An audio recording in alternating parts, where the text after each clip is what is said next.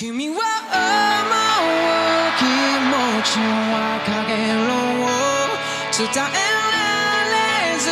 僕はただよかげろ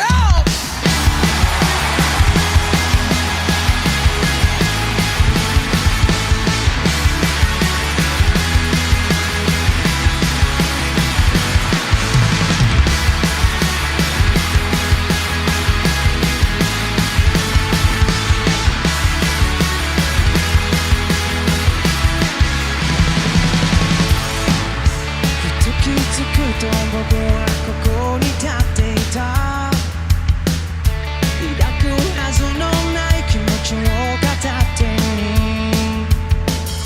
巻き戻してみたらこの想いは見えるかな早送りしたら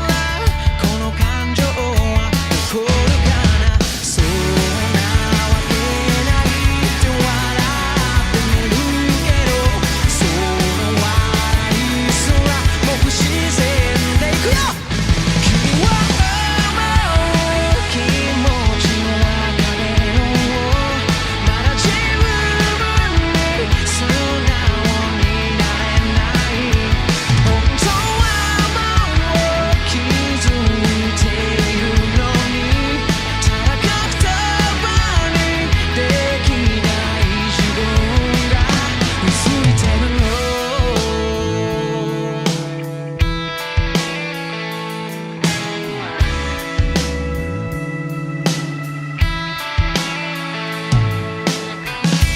意識すればするほど遠のいてく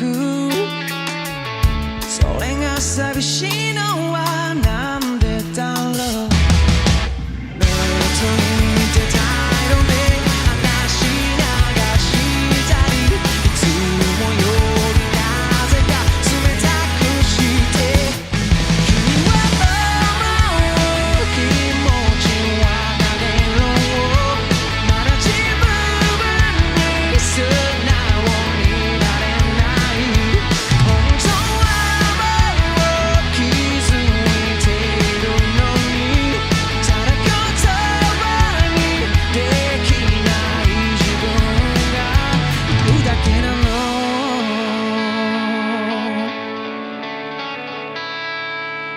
何気ない仕草でも目だけは君だけを追っていたなんて考えた時はもう好きだった君と会うと決めた日は